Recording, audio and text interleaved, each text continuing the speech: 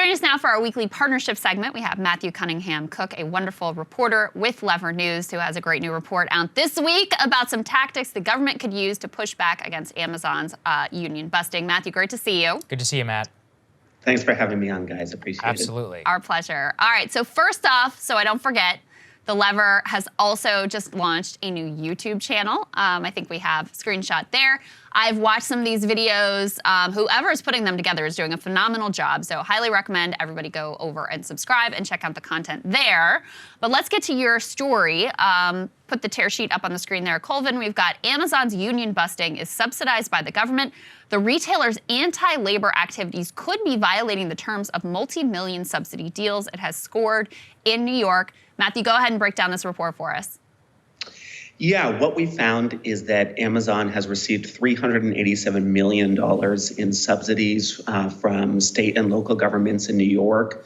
That's nearly 10% of all of the subsidies that Amazon has received nationwide, $4.1 billion from state and local governments.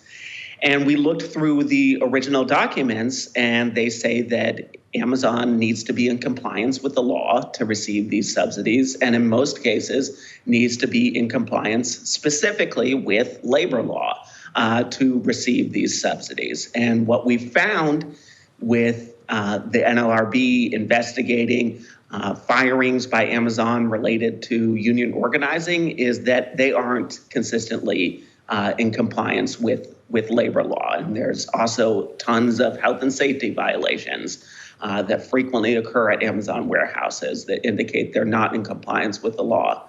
So really, we found that the onus ultimately is on the state attorney general, Tish James, to do an investigation as to whether or not Amazon is in compliance with the law, and then let these agencies know, these state and local agencies know that Amazon is not in compliance with the law clearly, and so you need to suspend these subsidies until they can attest to compliance.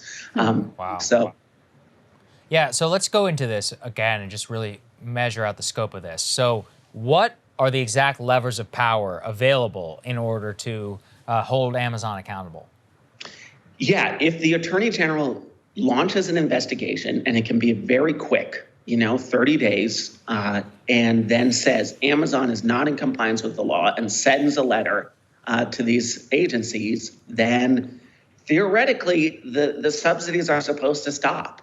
So it's really a significant amount of money, a significant amount of value added to Amazon's bottom line that Democrats in New York can stop until Amazon comes to the table, recognizes Amazon labor union, and sits down at the table across from Chris Smalls and Derek Palmer and negotiates a contract in good faith. There's going to be conflicts here.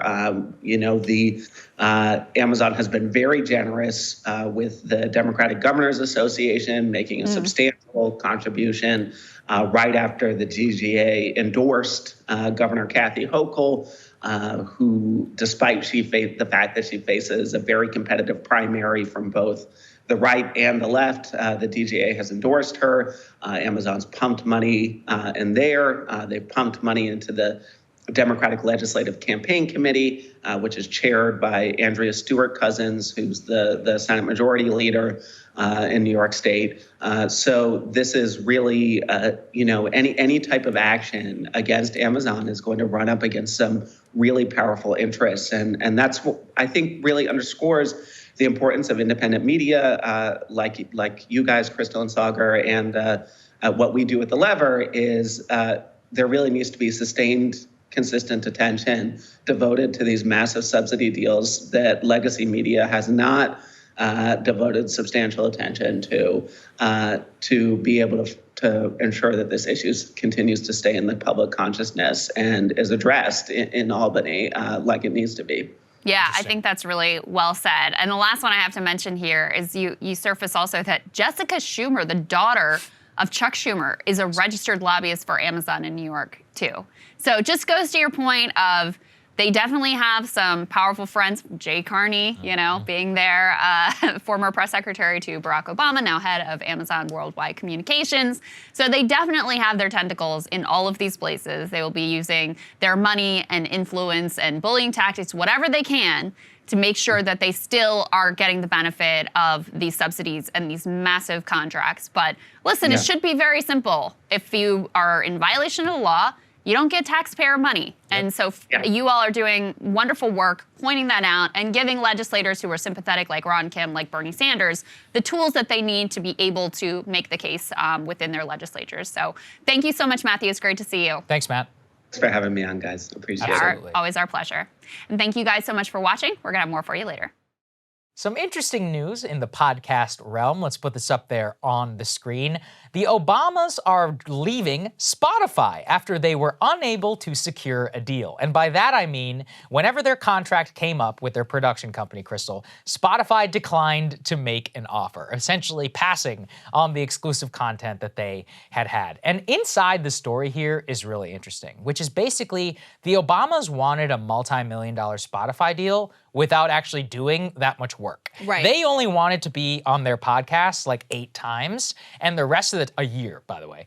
And the rest of the time, they were like, well, we want to build up a community. We like, want to highlight emerging voices. Emerging voices. And Spotify's like, we're work. not paying you for that. Also, your podcast is not even that good. I mean, the one with Bruce Springsteen was a disaster so from cringe. internally in the company, and you can just look at the charts internally within Spotify in order to determine that. I mean, a lot of these Spotify deals, like Harry and Meghan, who have yet to work since like December, despite signing some $100 million deal or whatever, have not been good for the company. And the company's learning, which is that, yeah, you know who drives views and or who drives downloads? Joe Rogan, Tim Dillon, Andrew. I mean, all of these people who are online natives with real audiences, these fake big names like Obama and them, it can maybe give you a pop in the beginning, but you got to do that stuff consistently. Yeah. And the Obamas simply don't want to put in the work. So now they're taking their podcast elsewhere.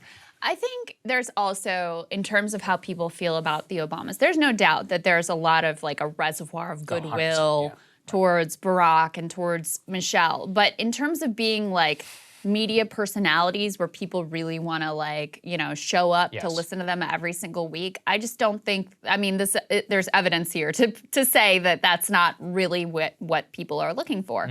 I thought it was interesting too that according to this piece, they said the Obamas were also reported to be frustrated that the exclusivity deal with Spotify was preventing them from reaching wider audiences on more platforms, which is kind of a way of saying like, our numbers here weren't very good, and they're blaming the platform rather than the content that they ultimately were putting out there. So it is interesting, and it's once again a kind of indictment of legacy, establishment, ideology, and personalities where, yeah, there may be a sort of generalized affection towards them, but actually the willingness to show up, tune in routinely was clearly just not there. So I wonder if they may just drop the whole podcast thing altogether. I wonder if they are going to go somewhere else. It looks like what they're doing is they want to sign a deal with iHeartRadio because, like you said, they're blaming the fact that it was on a walled garden of Spotify. It's like, no, Spotify is not the problem. You can do super well on Spotify. Ask Joe Rogan. Our audience on Spotify is huge. Yeah. But whenever you go and you take a look at what they want, what they really want is to have shows where they don't actually have to do the work. I just love how, even when you look at it, like they barely appear even on their own podcasts, and they've been highlighted, which is, I think the fact is they don't actually want to weigh in. They don't want to do the work. They don't want to have to do the work necessary to build an audience, and they just want to rely on their star power and then build out, you know, other voices. You know, Obama's Netflix show reportedly has been a total disaster. His Parks one, Netflix is not highlighting it on their homepage. You have to go and really find it. Also, it was supposed to be about national parks, but it's about national parks in other countries as well, which is weird, given that he's the American president. Oh, I wouldn't mind seeing those. That sounds look, I'd be happy to take a look, but I'm just saying it's strange. And I didn't even know they were doing that. They're doing some series on national parks. Obama, he had a whole series on that. He's like touring the national parks, like basically trying trying to do a Ken Burns like 2.0 thing. I kind of want to do that. That sounds like a good I would love to do it too. Guess what? Ken Burns already did it. So unless I have a great angle, and I'm not even Barack Obama, I'm not sure exactly if that show can be sold. But I think the real point is that their translation of star power to streaming is not necessarily going the way that it wants. And it's very telling to me that Spotify was like, nah, we're good. We're not going to pay you hundreds of millions of dollars or tens of millions of dollars to produce 8 podcasts, given the traction. Here's the thing. Only the Obamas and Spotify actually know the numbers on that pod. Yeah. And the fact that Spotify was like, we're not giving you money in order to keep doing this, that's a very bad sign. I think it's also very consistent with Obama's whole personality and MO while he was president, which is like he didn't want to get his hands dirty. Exactly. Didn't really want to wade into like the messiness of politics. 100%. He wanted to opine on the things that he wanted to opine on, and that was it. And so, yeah, when you're, content creator and you're in this business, you got to wade in on all kinds of stuff. At this point, the only things he really cares to talk about are things that have to do with his legacy. Mm-hmm. Showing up here at the White House around the Affordable Care Act, intervening in the Democratic primary to make sure someone who supports Medicare for all couldn't sort of upstage his principal achievement during the Obama years. Those are the things that he gets directly involved in and is willing to get his hands dirty on. Sort of the general day-to-day of politics and weighing in on whatever issues are going on in the day. He's not there for that, and really never has been. Oh, well, it's a fitting thing to the Obama career. His Netflix show, his Spotify, and all of that lapsing. I think it's really a tell, even when you combine it with CNN Plus, which is that this establishment type content, it just doesn't do well. You can't force people to watch it. And when they're forced to really compete out here in the game, you just see how quickly a lot of that can erode. That was kind of the point Sarah Fisher was making to us in a very neutral and diplomatic she's way. very good at this. Yeah. But if you are going to survive on a walled garden platform, something like Spotify, you have to really have that fervent base of support where people are willing to make an effort to show up for you. Mm-hmm. If you have, the Obamas have sought to create this sort of just broad sense of, general sort of warmth towards them versus the diehard audience that is going to show up for you wherever you are or pay for a subscription to hear what you have to say.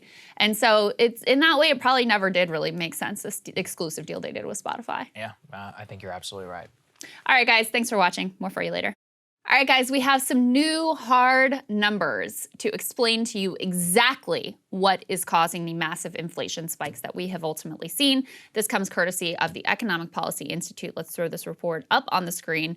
According to their research and analysis, corporate profits have contributed disproportionately to inflation. They asked the question, how should policy makers respond? So there are basically 3 inputs to potential inflation here: corporate profits, non-labor input costs, and unit labor costs. So non-labor input costs are sort of like supply chain issues is what that could be. And so what they find here is that since the trough of the COVID-19 recession, the second quarter of 2020, overall prices in the non-financial sector have risen at an annualized rate of 6.1%. That's a pronounced acceleration over the 1.8% price growth that characterized the pre-pandemic business cycle. So huge inflation.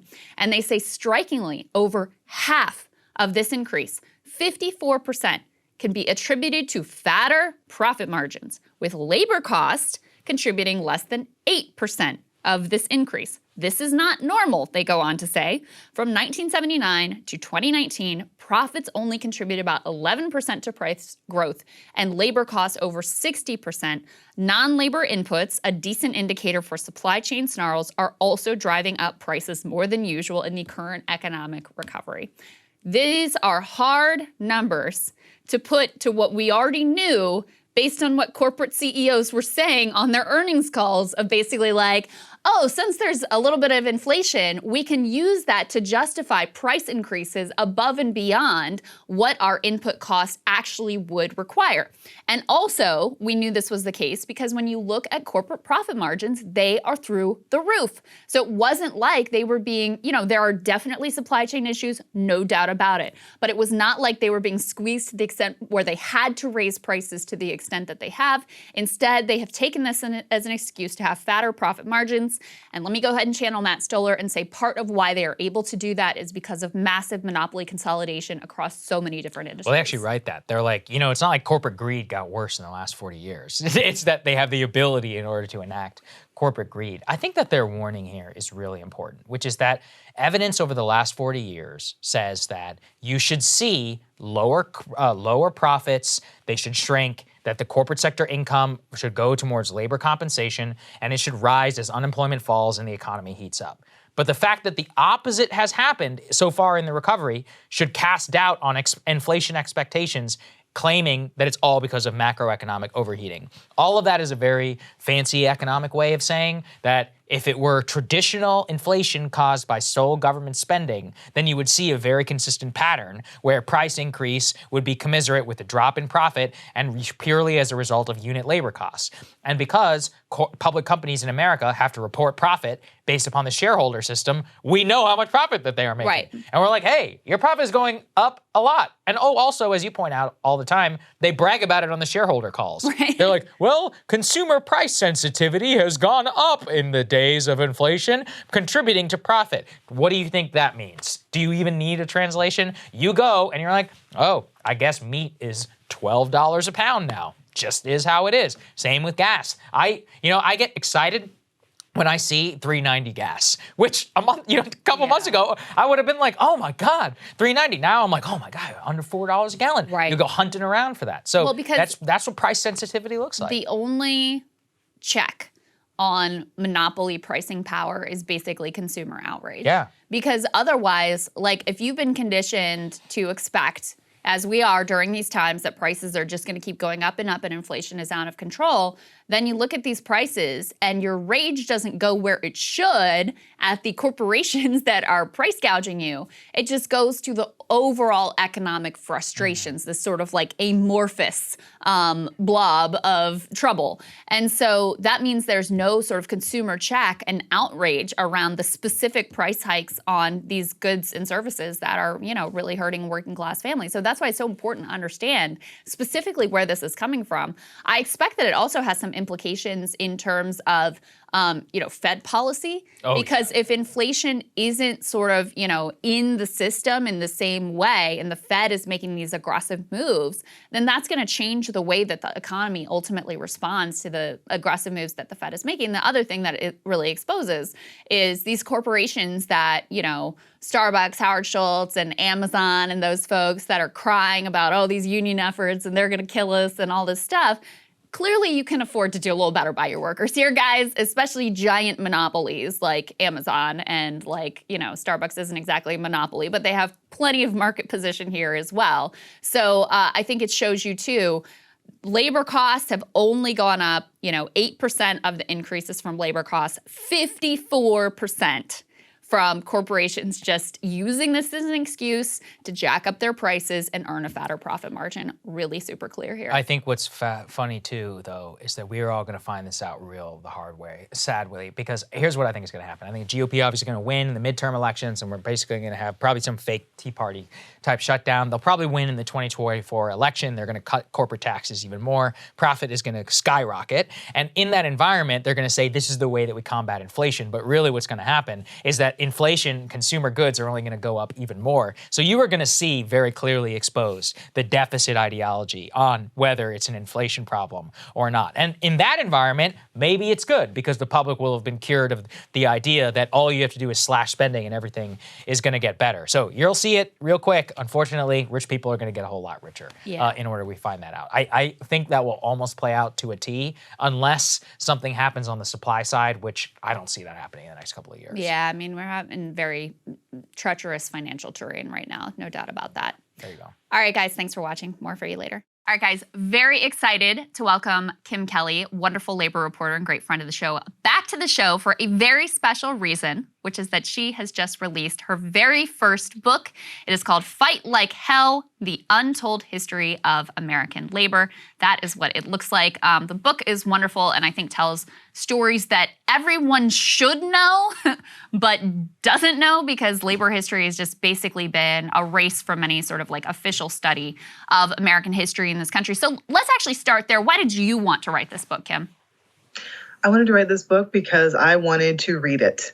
As a big labor nerd and a labor reporter, like this is the kind of book that I've kind of always been looking for, because I'm always interested in reading about the people who have been pushed to the margins, who aren't getting the headlines, who aren't as easily accessible as, the Cesar Chavez's and, Triangle Shirtwaist Factory stories of the world. And I wanted specifically with this book to pull together a bunch of different people and events and eras and present that in a way that shows today's workers that, whatever your identity is, wherever you come from, whoever you are, you're not alone. Someone just like you has done something really incredible in the past or is doing it right now. Like, you belong. The labor movement belongs to you too. Yeah, I mean, Kim, tell us a little bit about some of the stuff that you report in the book. Just give the audience a taste about some of the stories that are undercovered and that people need to know if they want to really know about labor in the U.S. Sure. There's one story about this one woman in Ohio that I love so much. Her name's Ida Mae Stoll. She was the first white woman coal miner who really loved her job. She was a part owner in a mine. She was from a mining family. She was really good at it. She was apparently, pretty brolic. And she was told by mine inspectors, like, oh, you can't work here. You need to get back in the kitchen. Women aren't allowed to do heavy labor. And she was not about to have that. And she fought back in the courts and she got her job back. She got, she wanted to be doing that work. She was told she couldn't because she was a woman. And she was like, well, that's not acceptable. This is who I am. And she set such a precedent for other women who are in these heavy manufacturing or extractive industries that have been told, oh, you can't do this. You're just a girl. Like, well, no, we've been doing it for a very long time.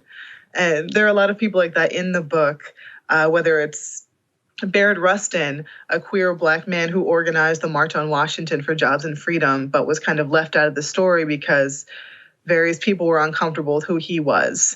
Or, the multiracial, predominantly Asian and Native Hawaiian plantation workers in Hawaii that staged a massive strike against the big five sugar companies and won in 1946. Like, there's so many stories like that throughout the book, and it was so much fun digging into them. One of the reasons that labor is really core to my politics is because I think it's one of the most hopeful ways to truly build solidarity across these typical divides of race or gender or other identity issues, and to really foster understanding and grapple with those things in a real way, and to also fight for shared collective goals. And that is certainly one of the themes that comes through in your book, along with this tension between the way that working class people are frequently weaponized and sort of torn apart in order to serve the interests of capital and of the boss class. I wonder if you could talk a little bit about some of that tension of how the labor movement has both been a source of the best of sort of multiracial working class solidarity, but also a source sometimes of exclusionary beliefs and rhetoric as well. Yeah, that was the part that was a little more challenging when I was researching this and talking to people, is that I love the labor movement, I love unions, and I think that if you love something, you should be able to criticize it and make it better. And throughout the history of this country, there have been some really incredibly progressive and radical and militant unions and leaders who really held up those ideals. And there have also been racist, xenophobic, misogynistic, homophobic bigots, like the American Federation of Labor, the predecessor of the AFL-CIO. They were huge supporters of the Chinese Exclusion Act. They were, they were seen as the more conservative option back in the 1880s when the Knights of Labor, who welcomed all workers, and including women, they were falling apart. And the AFL is like, oh, well, we're the conservative, capitalism-friendly option. And they kind of swept in and dictated that rise in their own way. And it's always been unfortunate to see unions and union leaders doing the boss's work for them by allowing and fostering these divisions. I mean, in this country for a very long time, Black workers weren't able to join traditional labor unions. They're segregated or left out entirely. That only changed much later on, much later than is in any way reasonable. It's something that we see now with Think about how Jeff Bezos and his cronies tried to paint Christian Smalls, the leader of the Amazon labor union, as someone who was ignorant, someone who wasn't articulate, someone who wasn't worth listening to. Lo and behold, he's turned into one of the most effective and beloved labor organizer leaders of our current moment. Sometimes you just have to count on what you and your coworkers see, what you're building, how you feel about one another, and ignore what the people who are supposed to be in charge have to say. Kim, based on what you learned in your studies of labor history, how do you view the current moment? I mean, you just brought up Chris Smalls. Obviously, we've followed it here really closely, what they pulled off on Staten Island, another election going on this week, so fingers crossed. You also see the Starbucks workers, overwhelmingly young, sweeping the country with, I think they've unionized now 30 stores in a very short time frame, something that would have been inconceivable just a short time ago. You know, do you think that this new wave and interest is sustainable? Do you think it presages like a true sort of reawakening within the labor movement? Or do you think that these are kind of fluke occurrences coming out of a pandemic and the system is still so rigged against workers that this energy is likely to be snuffed out? I don't think it's a fluke. And that's because we've been here before. Throughout history, it's always been those moments where workers were able to build these strong multiracial, multigender, multilingual, multi-generational coalitions to keep pushing forward. That's what makes it hard to break. Once you build that kind of community and that kind of solidarity and that kind of enthusiasm, the bosses can't really say anything to you that will get through because you know the truth, you know what you have done. And seeing what's happening in Amazon and Starbucks and seeing the amount of public support, I think is very important too, because, these are big multinational corporations who are very well known. And seeing that workers at these companies that we know are owned by these, evil billionaires who have more money than God, seeing that the workers there are standing up and saying, no, we're not going to take this anymore. We're going to fight back. I think that's very inspiring to folks. I mean, if you can take on Amazon, you can take on the richest company in the world. What can't you do? And I think that's the kind of optimism and inspiration that we really need right now, especially after some of us lived through the pandemic, some of us are dealing with this inflation and great resignation, all of these buzzwords. What really matters is that workers, and specifically a new generation and a younger generation of workers, are excited and they're interested and they're ready to fight like hell. And we need to be following their lead. Well, I think your book comes out at a really crucial moment. And again, guys, go ahead and throw the book jacket up on the screen. The book is called Fight Like Hell, The Untold Stories of American Labor. And as I mentioned at the beginning, we are not told these stories. We don't learn about it in school. In fact, throughout history, there have been coordinated, organized efforts to make sure that labor history is not taught in school. I know specifically in West Virginia, the history of the mine wars, which is rich and fascinating and core to that state's identity, was excised from school textbooks for years and years. So at a time when there's renewed interest in what it means for workers to come together and organize and try to unionize and all of the ways that the system is rigged against them, now is exactly the time to really learn what the history of those struggles are, how workers overcame even longer odds than what people are facing today. So I really highly recommend that people check out the book. And Kim, thank you. Congratulations. Great to see you. Thanks, Kim. Thank you so much. Solidarity forever. Yeah. We'll have a link down in the description. There's a new New York Times report based on some studies of just what a dire mental health crisis adolescents are suffering through. This is some of what we talked about with regard to Derek Thompson had a piece sort of debunking some of the myths, pointing out that no, there's a real crisis here by the numbers and also floating some of the reasons that might be happening. So this is in addition to that conversation. Let's take a look at this tweet. Go ahead and throw it up on the screen. So they say American adolescence is undergoing a drastic change. 3 decades ago, the gravest public health threats to teens in the U.S. came from drinking, pregnancy, and smoking. These have since fallen sharply, while rates of mental health disorders are soaring. In this piece, they point out that in 2019, 13% of adolescents reported having a major depressive episode. That is a 60% increase from 2007. But it's not just self-reported feelings of depression and anxiety. You also had emergency room visits by children and adolescents in that period rising sharply for anxiety, mood disorders, and self-harm. For people ages 10 to 24, suicide rates which were stable from 2000 to 2007, leaped nearly 60% by 2018. That's according to the CDC. Some of the potential reasons that they point to here, they say federal research shows teenagers as a group are getting less sleep and exercise and spending less in-person time with friends. All of those things crucial for healthy development at a period in life when it's typical to test boundaries and explore one's identity. So that's kind of the reason that they're pointing to here. And then the last data that I'll throw into the conversation is, as I mentioned, some sort of like typical teenage behavior, smoking, drinking, having sex, seems to have all declined at the same time as these depression and mood anxiety disorders are on the rise. You've got federal research shows that 38% of high school age teenagers report having had sex at least once. So 38% as compared with roughly 50% in 1990. Teen birth rate has plummeted. Cigarette and alcohol use way down. In 2019, 4% of high school seniors reported having a cigarette in the last 30 days. That's down from 26.5% in 1997. Vaping has gone up, though. Alcohol use by high schoolers hit 30-year lows at the same time.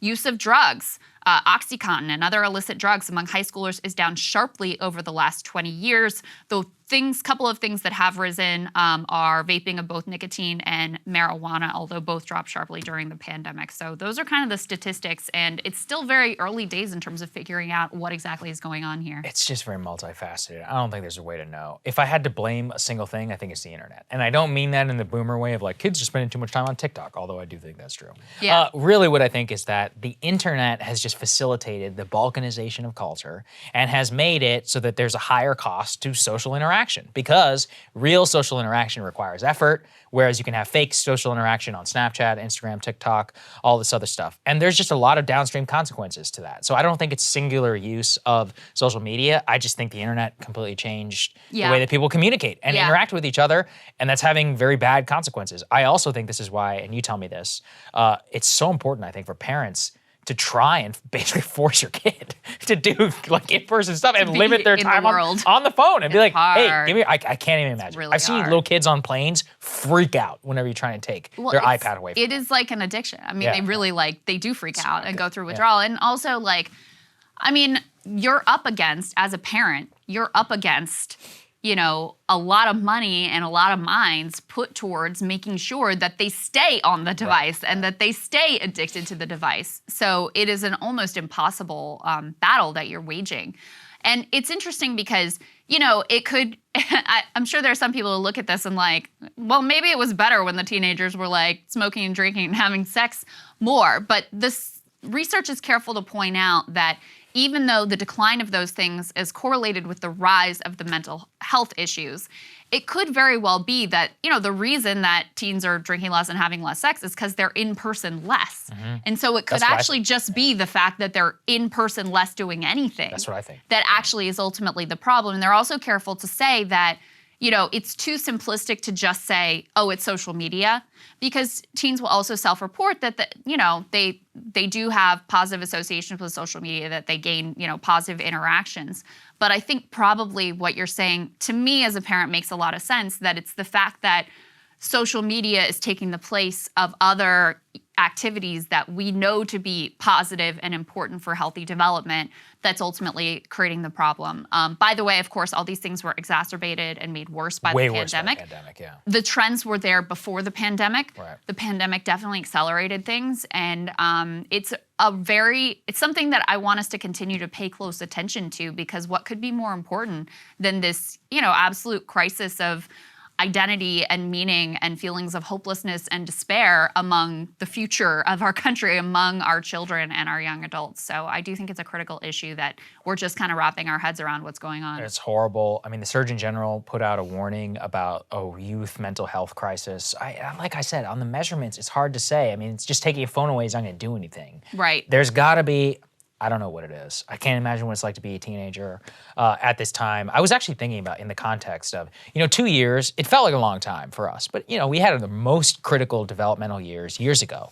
If these are the 2 years, let's say you're 16, I mean, that's an eighth of your life that you spent in a semi-lockdown. That's nuts. And when you're 12 or even younger, that's a significant portion of your life.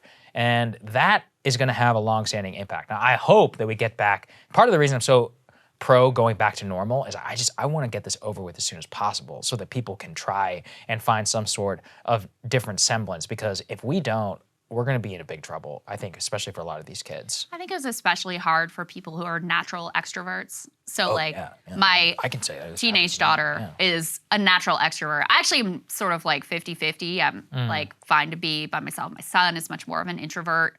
So I think it was less of an issue for him. But my oldest daughter, she really needs to be around people. Like that's just how she's wired, you know? And so that's the other thing that Derek Thompson said in his piece that I thought was interesting is like, social media can be sort of like alcohol, like an effective social lubricant that in, you know, certain reasonable quantities can actually be a good and beneficial part of a, you know, normal, healthy social life. But for a certain percentage of people, relatively small probably percentage, it is actually a problem and really detrimental. And I think that might be kind of the way to think about some of these things. That's a good way of putting it. I like that. All right, guys, thanks for watching. More for you later. Well, very interesting. This weekend is the Nerd Prom here in Washington, which is the cringiest event possible, the White House Correspondents' Dinner. Dr. Fauci was set to attend the dinner as a guest of ABC News. Somebody can riddle that for me in terms of how that's ethical, but whatever. Yeah. Let's put this up there on the screen.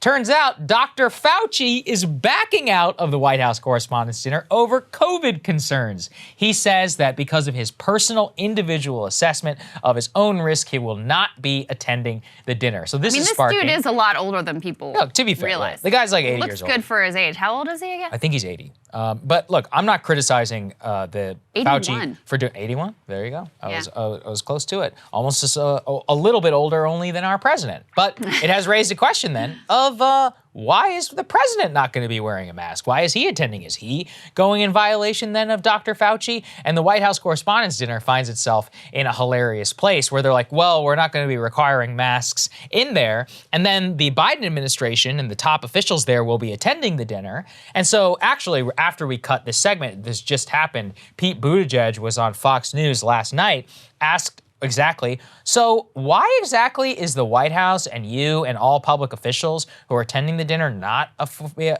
required to wear masks? And you guys are going to do that, but you're also in court trying to force people on airplanes to wear masks? Here's what he says, quote, most of us understand the difference between a hotel ballroom and an airplane, Secretary of Transportation.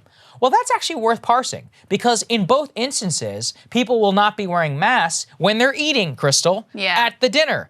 Ergo, making it irrelevant as to whether the mask is worn in the first place, either in the hotel ballroom or on the airplane. Just completely ridiculous policy. So number one, obviously, Fauci being a COVID Karen is kind of hilarious, but also he's 81 years old, so I respect his decision. But the Buttigieg part of this really bugs me. Just the complete hypocrisy. Maybe he's just using COVID as an excuse to not have to go to this. Yeah, I wish we could use that excuse. We're like, oh, we're not going because of COVID. Well, I mean, we didn't get invited. Yeah, first of all, we didn't get invited. There's no way that would ever happen. Nor would I ever pay. Did you go to it? I was supposed to attend. My friend's wedding was on the same day, and I was like, I'm not going to skip my friend's wedding. I went to it. Yeah. 2 or 3 times. Yeah. And it really is as kind of awful of a scene as you think. Mm-hmm. It's like, you know, all these social climbers, like all the media class. Oh yeah, Kim Kardashian's trying to be coming. Seen with the right people. All the media outlets, they try to invite like some cool celebrity and all of these like political types who haven't been around a lot of celebrities sort of freak out about that. 100%. And It's it is a whole thing. This is super cringe that I'm even owning up to this, but I did like a red carpet coverage thing. Right, but that's where you talked to MSNBC. Trump. That's why it was important. And I did end up, it was before Trump, it was when he was running for president.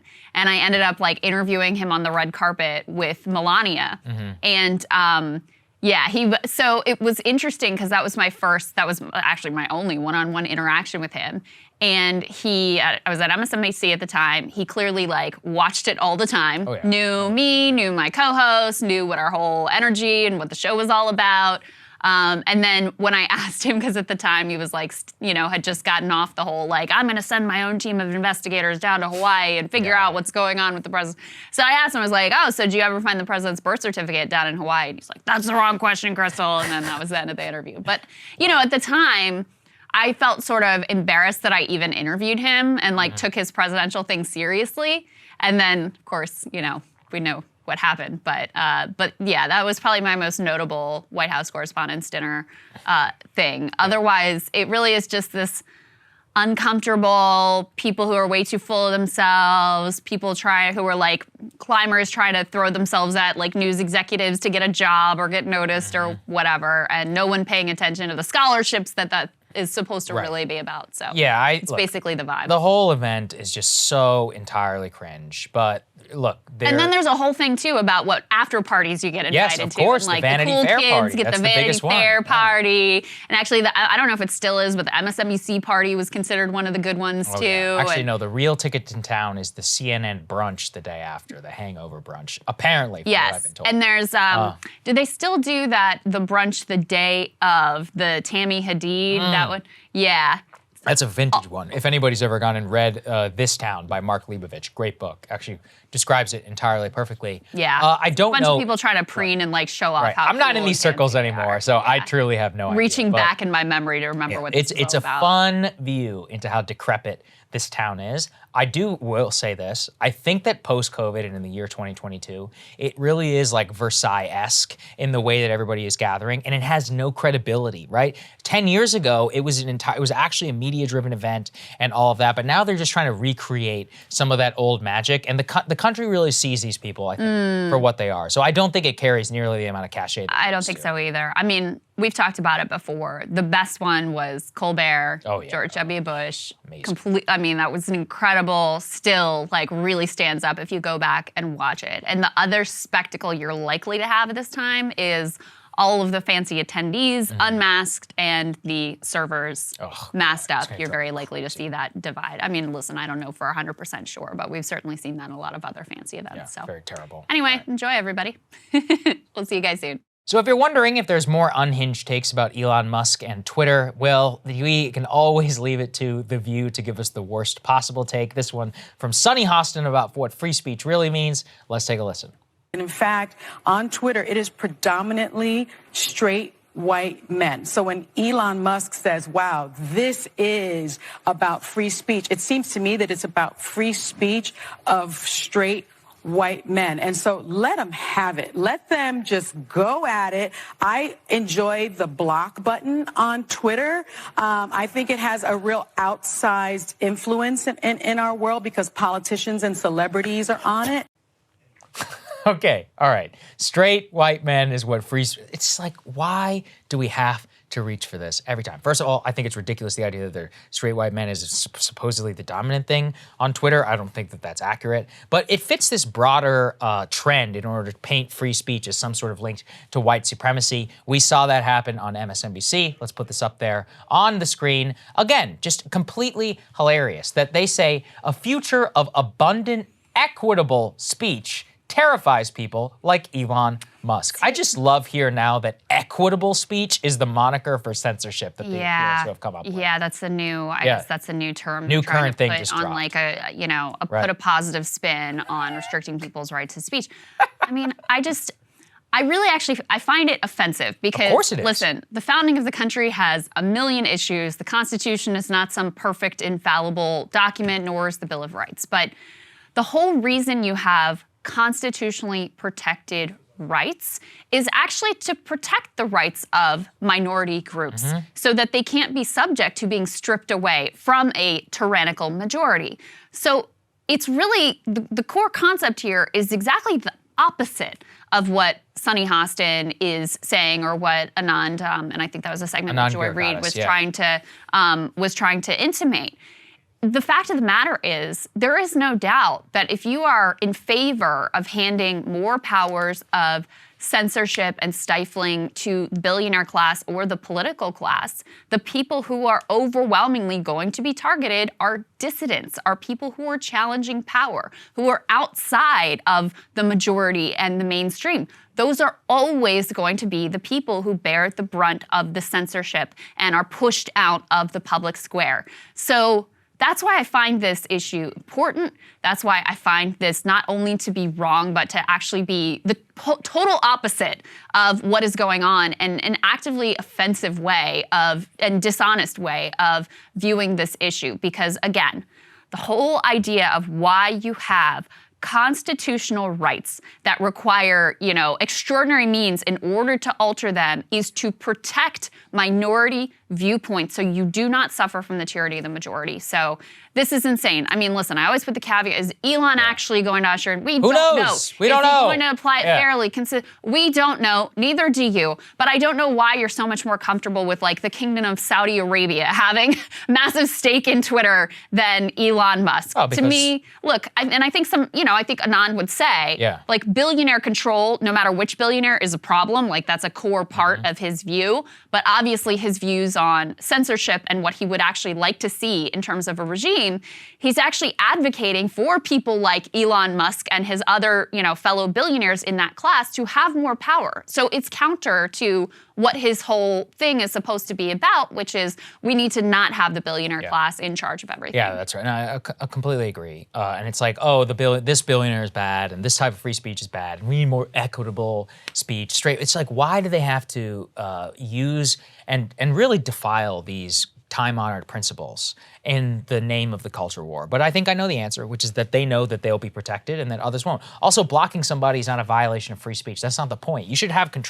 more control over your user experience. That's actually a good thing. Yeah, so, that was actually a decent point. Yeah, that's the only good point that she was making. I saw an article that was like, what free speech actually looks like is some random guy sending you a dick pic every single day unsolicited. I'm like, you could just there is a block button. Yeah, like, what are you talking about? You can mute people, you can block people. You don't have to like subject yourself to whatever randomness comes at you online.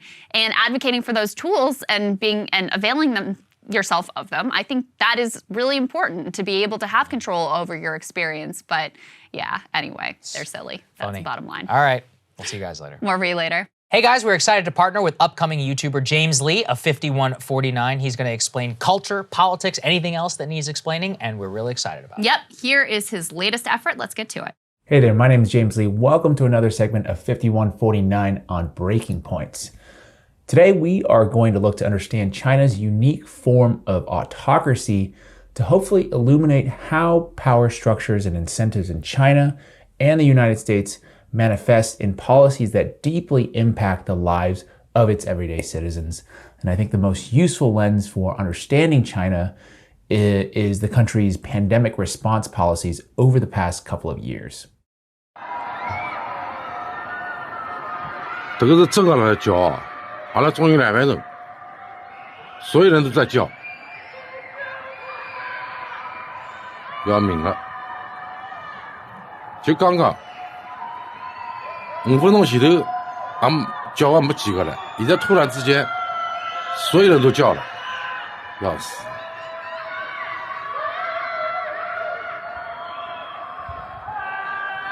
要命了！再这样弄下去，我跟侬讲，真的要出事体了，操，麻烦了。根子上面呢，因为所有的人，伊都不晓得这个状态到底维持到啥个辰光。侬总要拨个标准，或者是讲有一个。I'm sure many of you have seen some disturbing footage like this coming out of China in recent weeks, as some of China's largest cities, including Shanghai, with a population of more than 26 million people, have been under a strict lockdown amidst a recent COVID-19 outbreak in pursuit of their zero COVID strategy. According to New York Times reporting, quote, Mr. Xi, he's the president of China and the leader of the Chinese Communist Party, is keen to stick to this strategy, the zero COVID strategy, because he is seeking a third term at an important Communist Party Congress later this year.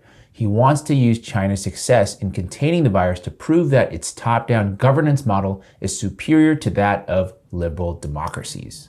I think without a doubt there is an intensifying battle between two economic and geopolitical superpowers, China and the US, and the seemingly diametrically opposing cultures and values they represent, one being democracy and individualism, and the other being authoritarianism and collectivism.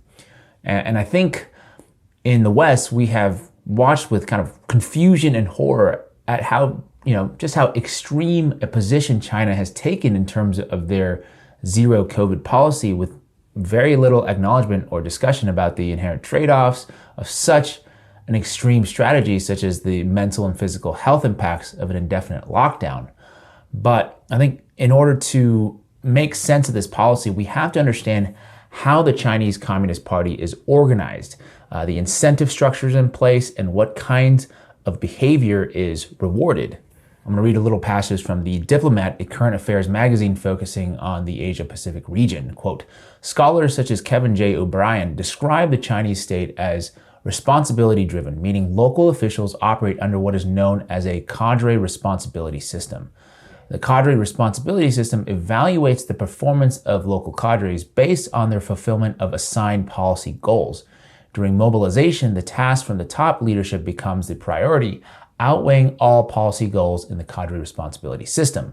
Under the current zero COVID policy, the task of preventing a COVID-19 outbreak outweighs the imperative of economic growth, usually the most critical policy goal in the cadre responsibility system."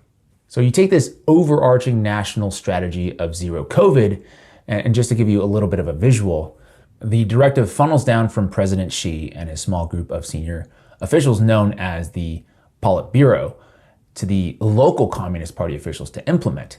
Many of these lower junior officials would, of course, have ambitions to move up the food chain, and if their performance, loyalty, future prospects, etc., are based on this one policy goal, with the most important metric being zero cases of COVID, then that doesn't leave much choice but for them to double down with some pretty extreme measures, along with sacrificing other priorities and duties to ensure that China stay COVID-free.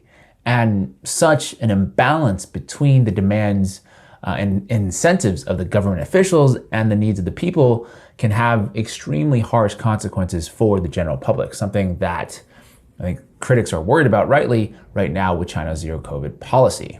Now, taking it one step further, with the numerous entanglements between the public and private sector in China, one might think that, like the United States, billionaires wield as much, if not more, power than any one government official. But in China, that's not necessarily the case. Take the Chinese government's response to their most famous billionaire, Jack Ma of Alibaba, as an example. This is from the Wall Street Journal last year. Quote, "During a visit last summer to Hefei, a Chinese city northeast of the epicenter of the COVID-19 outbreak, Mr. Ma invited medical workers to a hot pot banquet to show his appreciation.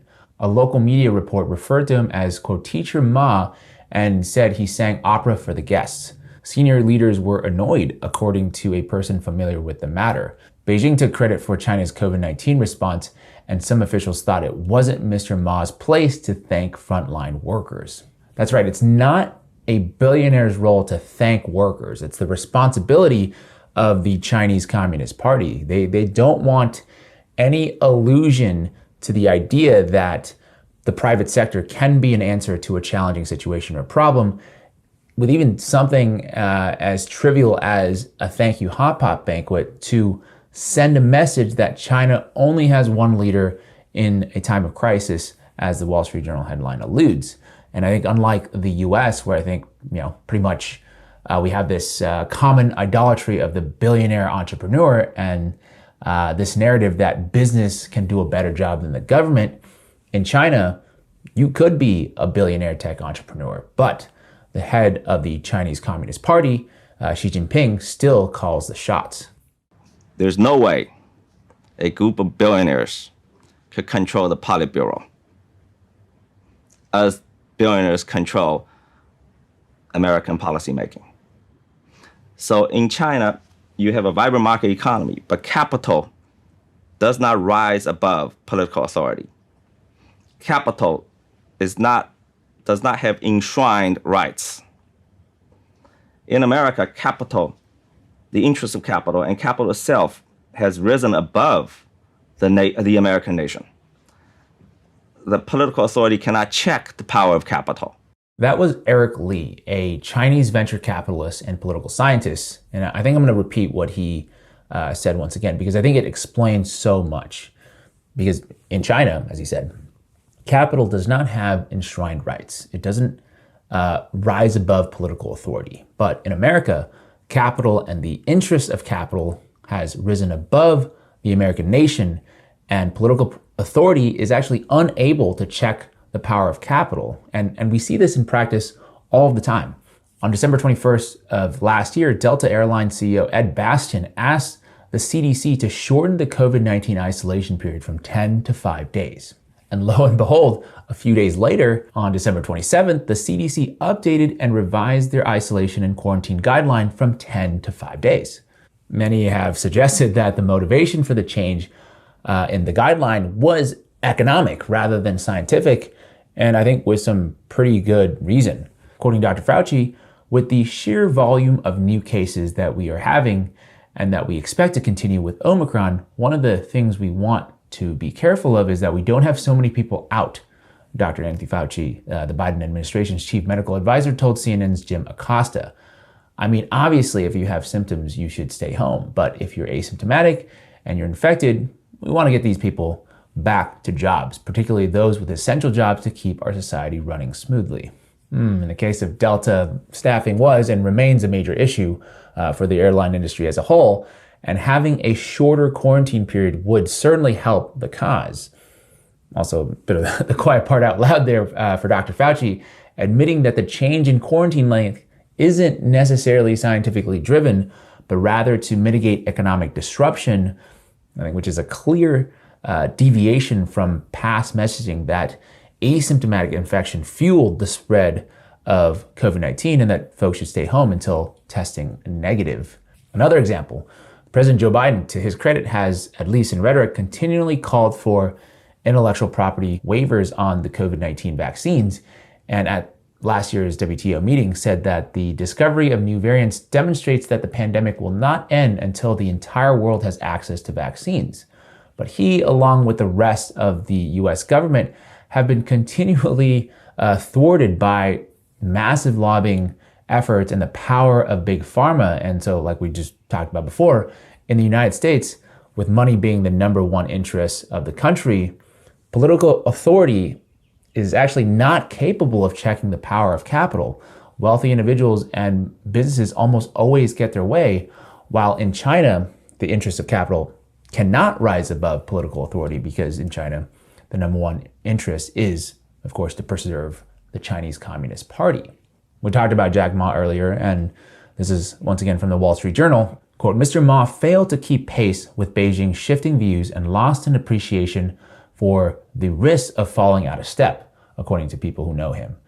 He tuned out warnings for years, they said. He behaved too much like an American entrepreneur.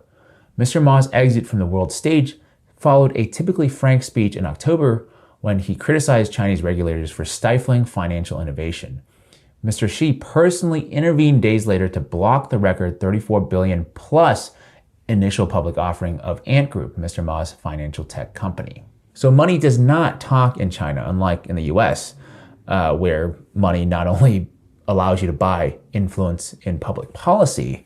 This is a quote from Jacobin magazine in reference to Bill Gates. Quote, this is a private billionaire in Seattle at the highest levels of scientific discourse, the New England Journal of Medicine, telling governments what they should be doing. So right, capital allows billionaires to bend the ear of not only the politicians, but also academia, and it can also be used to shield you from any media criticism. Quote, if you're a journalist covering global health, the Gates Foundation should be one of your most important targets, but it can't be if it's funding your newsroom.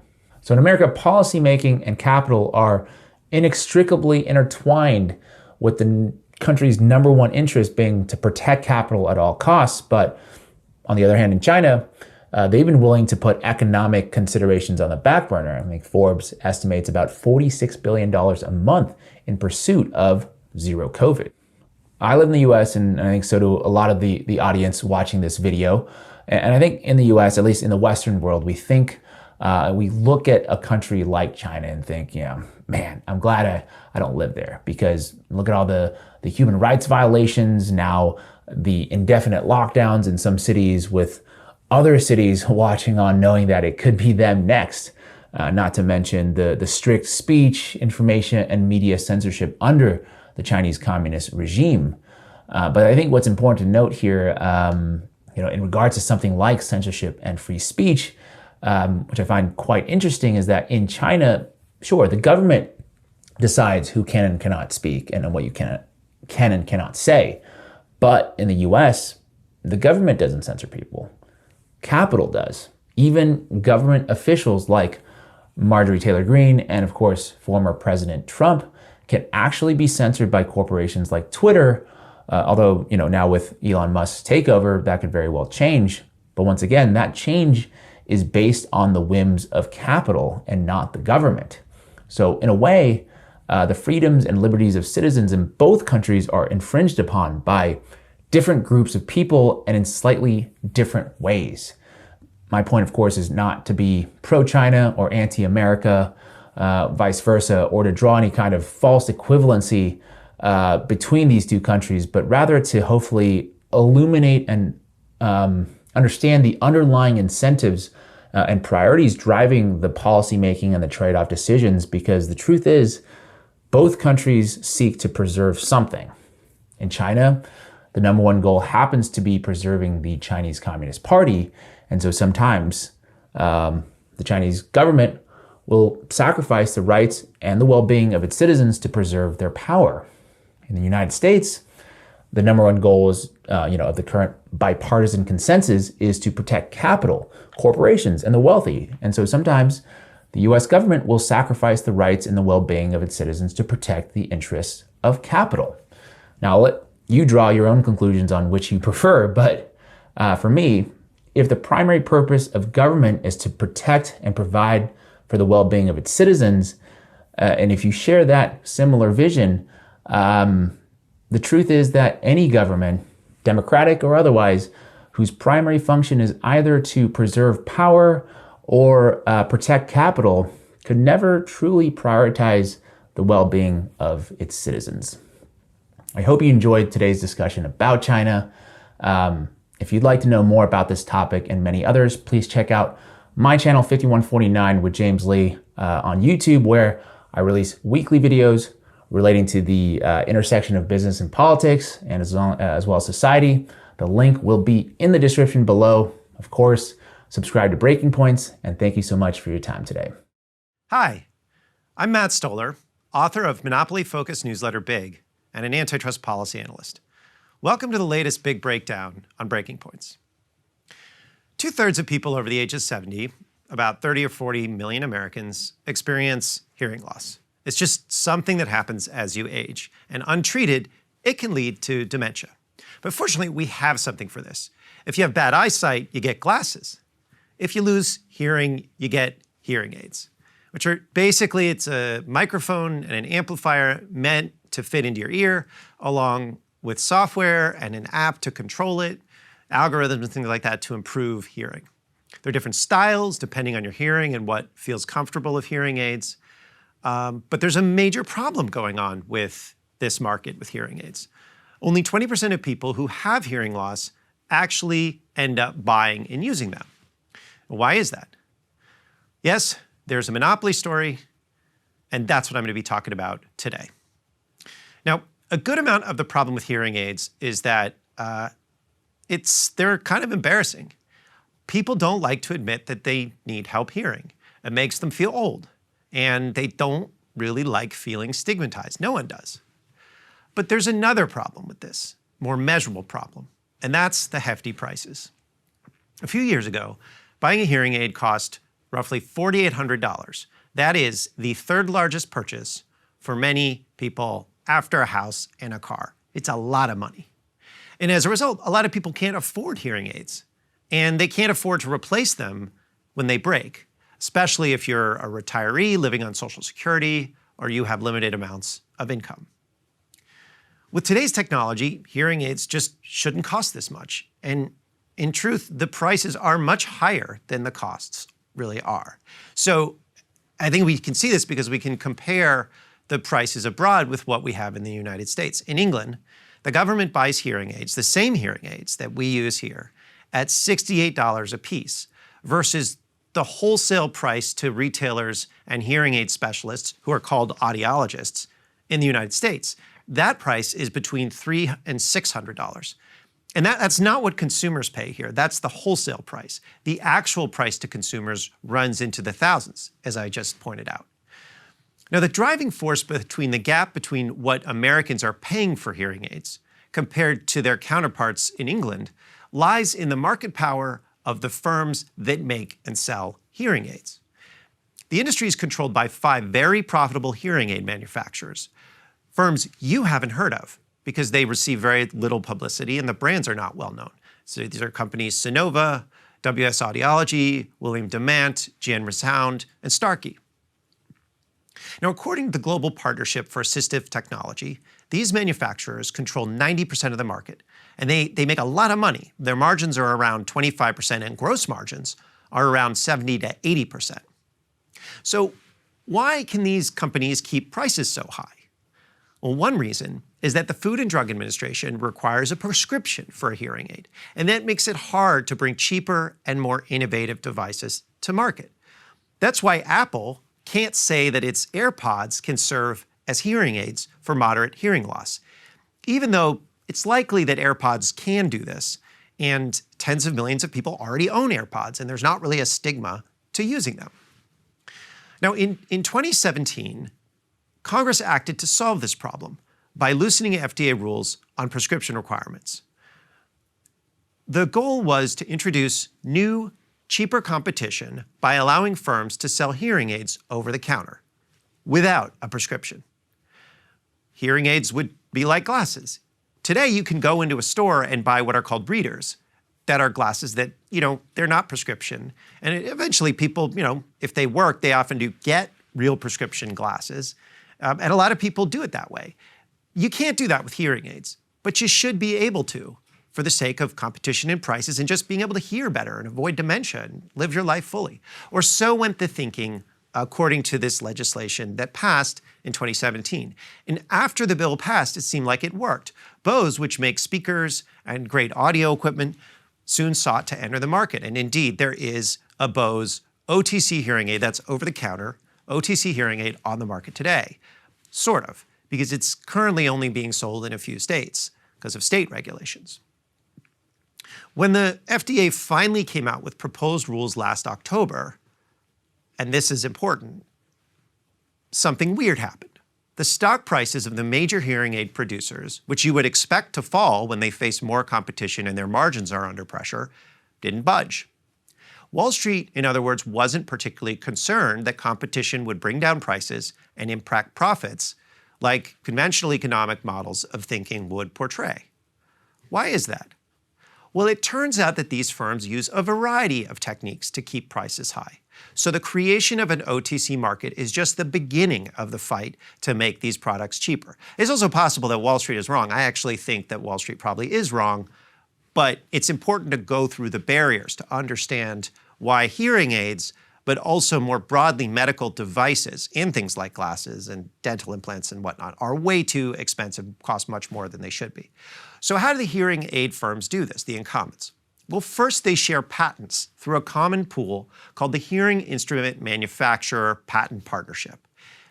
HIMPP controls 90% of the hearing technology available to consumers worldwide. That's according to their own website. So if you want to enter the market with a new device, it's possible that you'll infringe on one of these patents, which means you'll have to pay up. It's just a barrier to entry. Second, these firms have also bought up a bunch of companies trying to enter the space and made deals with popular consumer brands that compete with them. So they're taking out competitors through corporate mergers and alliances. Now, third, these companies control the whole process behind a patient getting fitted for a hearing aid, from the insurance to the audiologist. Several of these firms have subsidiaries that manage the hearing part of health insurance. WS Audiology, for instance, owns True Hearing and Hearing Care Solutions, which runs healthcare plans and discount plans for Medicare Advantage insurers, including Humana, Blue Cross Blue Shield, Anthem, Aetna, Cigna, etc. So if you have health insurance with, say, Aetna, and you need a hearing aid, who does Aetna send you to find out, what kind of hearing aid you need or what kind of hearing assistance you might require? Well, they send you to someone who will tell you that you need one of their particular hearing aids, or at least a hearing aid that is very expensive. Now, these manufacturers also own or affiliate with networks of audiologists and hearing specialists. Starkey, for instance, not only owns the benefit management company Start Hearing, but runs the hearing aid specialist network Starkey HearCare. So most people with a hearing loss problem will go to the doctor, they'll use their insurance, and that's controlled by a hearing aid maker, which will then send them to an audiologist who is perhaps also employed by that hearing aid maker. And here's what's craziest. Hearing aid makers sometimes even pay these medical professionals more if they recommend a more expensive hearing aid. That is legitimately crazy. Doctors are not allowed to get a cut from the pharmaceutical company when they prescribe medicine to you, for good reason. But that's how the hearing aid market works right now. And most patients won't know about these embedded conflicts of interest or the kickbacks that are likely involved. It would be bad business if you told them, because there would likely be a negative reaction to the structure of the market. Consumers would be like, what? You're making a lot of money on this massive purchase that I have to put forward? Like, that is wrong. The entire business model around hearing aids, causing the prices to be way higher for US customers, at least to me, seems highly unethical. Now, one simple way to fix this problem would be to charge for the audiologist service, which is quite valuable, and the hearing aid or software packages separately. These firms make that impossible because they bundle the device and the fitting service. So they make it impossible for consumers to understand exactly what they're paying for and who the money is going to. Now, if the products were sold separately, audiologists would have an easier time servicing patients with a range of devices. They could choose which one is best for you or for the patient instead of choosing the one that gets them the most money. Now, there's a lot of cool technology here. There are even software packages coming out that allow people with moderate hearing loss to use off-the-shelf electronics without any new hardware at all.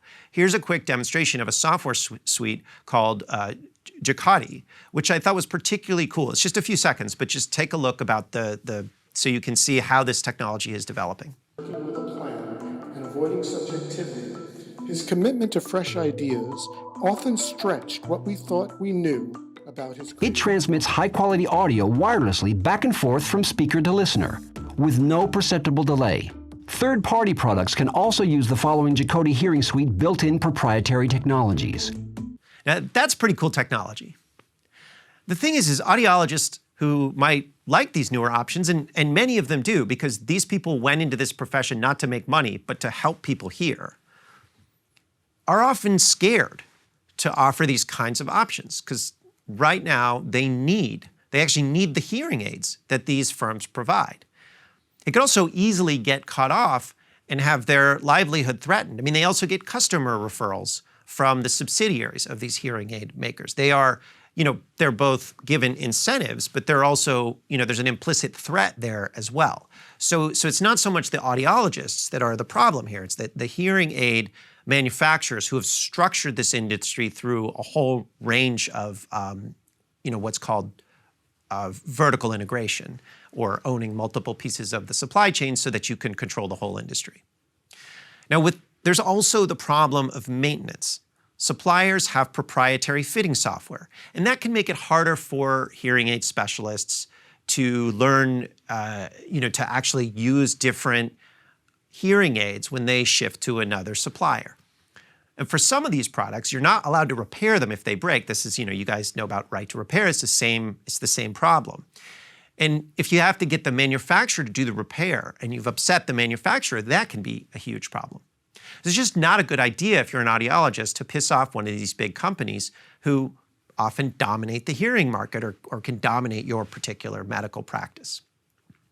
Now, undergirding the power of these incumbents is the usual bundle of lobbying and campaign contributions, with hearing aid firms using political muscle to press states to prevent the sale of over-the-counter hearing aids through the internet.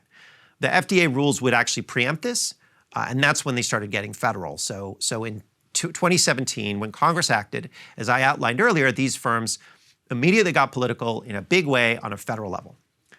The president of Starkey, Brandon Solowich, who runs the biggest hearing aid maker in the United States, launched a lobbying campaign called Listen Carefully to push back on Congress. So let's take a listen to his message to lawmakers. It's a little bit boring, but this is actually how political conspiracies work. They are actually a little bit boring, but this is why things are expensive and crappy across the economy. Your hearing is as unique as a fingerprint. So why are some politicians oversimplifying hearing health solutions? They are narrowly focused on costs, while many other factors such as social stigma actually influence hearing health outcomes. That's why Washington must get the OTC hearing aid regulation and Medicare expansion right. Hearing health professionals should be part of the equation. Because hearing loss is not a one-size-fits-all approach. Are you listening carefully? So he's not wrong about stigma, but being narrowly focused on cost, or I should say, put sarcastic air quotes, narrowly focused on cost, is bad, of course, if you're making money by charging high prices. Now, ever since the 2017 bill passed, Starkey has become one of the leading donors in the medical device space. In this election cycle alone, the founder of Starkey donated $125,000 to GOP leader Kevin McCarthy. You can see Kevin McCarthy talking here. He's the House Republican leader and potentially the next Speaker of the House. This guy also donated $330,000 to the Republican Party committee, whose goal it is to win back Congress and make McCarthy the Speaker. Last cycle, Starkey spent $1.6 million on campaign contributions, which included contributions to state Republican parties nationwide because they wanted to control state rules. Now, other Starkey executives gave tens of thousands of dollars to both Democratic Senate Majority Leader Chuck Schumer and the powerful West Virginia Democratic Senator Joe Manchin, and this was to try to get some of their hearing aid restrictions into the Build Back Better bill that failed.